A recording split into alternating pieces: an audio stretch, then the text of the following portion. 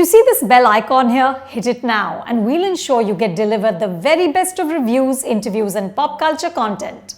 लोग अच्छों के सर के ऊपर से निकल जाती है ये वाली फिल्म में 2-3 बार देखने के बावजूद it's a lot to keep in. तो मैं अपनी समझ से इसको एनालाइज करने वाली हूँ, थोड़ा तुम संभाल लेना है ना, आगे पीछे कुछ मिस हो जाए।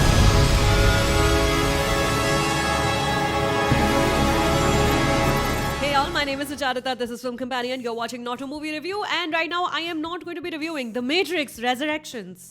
Am I crazy? We don't use that word in here. You know, this is going to be one of those films that we will rewatch 10 years later with better evolved minds, I suppose, and fully appreciate how ahead of the curve the Wachowski sisters have always been. It's what happened with Matrix 2 and 3 as well, which hold terribly low ratings online, but on watching them last week, I tremendously enjoyed both those films. And yes, they did feel complete and rounded off enough to not require a sequel. Lana Wachowski gave into studio/fan pressure in 2019 and wrote The Matrix Resurrections. As with the original one, so deeply personal to the sisters and their lives, the story to this one came to Lana while mourning the loss of her parents and a close friend, hence the title Resurrections. So 20 years have passed since Neo and Trinity's death, but Thomas Anderson still seems to be alive and living in the Matrix. He's working as a video game programmer. The film has the most fun while setting up this new updated world. The previous films are referenced constantly to hilarious effect as actually being video games made by Warner Brothers, and now that the pressure is high, the fourth will have to be produced with or without the original creators attached. The main villain is the head of the studio. Lana Wachowski is Neo. She's mourning loss, she's living in the Matrix, and she has to go back to her real world, her rightful place before someone else takes over. See, if you haven't watched the previous 3 films, Resurrections will make zero sense to you. This, despite the liberal use of footage from previous movies as inserts from the video game Anderson has created. Also, the 2.5-hour long runtime is not helping its cause. I love a movie which makes you work for the pleasure it promises. Pay attention and decode this mystery, solve the clues to this exit room game. The Matrix films top that list, don't you think? Everything is a puzzle. Every name of every supporting character has deeper significance.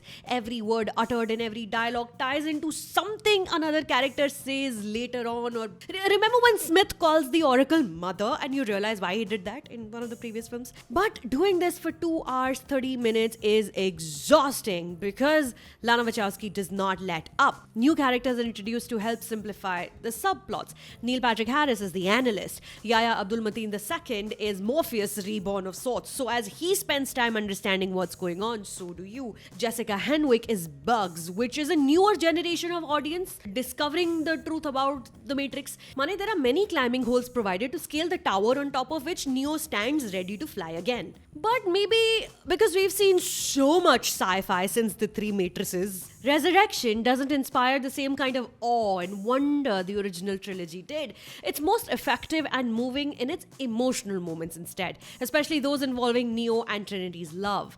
Throwaway details are fun to observe, like a coffee shop named Simulate, continued Alice in Wonderland references, a crazy good soundtrack. Outside of this, there is no reason for the storyline to be extended the way it has.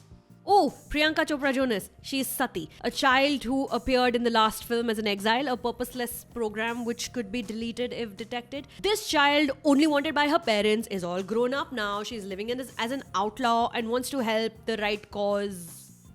Because it's a short role, she gets one full scene split into parts and 2-3 other small appearances, and I mention her in this review because it's Priyanka Chopra and I love her and we're all just very, very proud. But Sati does not have a whole lot of screen time. But because this is the Wachowskis' Matrix, nothing in it is just because it is. Sati is a small but an important part of the giant puzzle. Also, Purab Kohli is in this film. I don't think his character gets a name, but he's here. Good for you, Purab. This film is long and it is asking tough questions continuously. You can't relax. It's wound tight, it is secure. Getting through each layer is a lot of work. Choice versus free will. Everything that begins has an end. All this dialogue sounds C.T. Mar on paper but has about 600 different layers of meaning underneath. You cannot afford to blink. So overall, it's a lot. If you're a serious fan, there is a lot in this you'll find to be delighted by, to discuss with friends, to take back home, and think about how it would give rise to a new story. For the casual movie watcher, Matrix is challenging and difficult. It will feel almost confrontational, asking you to be better at watching sci-fi. Some action sequences did stay with me, especially one with people jumping out of their bedroom windows. They're plummeting to the ground like human bombs. It's ingenuine and so uniquely dark yet satisfying. Only a movie like Matrix can pull something like this off without completely horrifying the audience. Find the core of the film and try to connect with it very early on while watching. क्योंकि एक बार हाथ से छूटी तो पकड़नी वापस मुश्किल है. Take that red pill and swallow it whole before it's too late. So, on a scale of 1 to 10, Matrix Resurrections is one song by Jefferson Airplane, White Rabbit, which comes in and out despite being written in the 60s, works so excellently here. Most enjoyable sequence. Subscribe to Film Companion.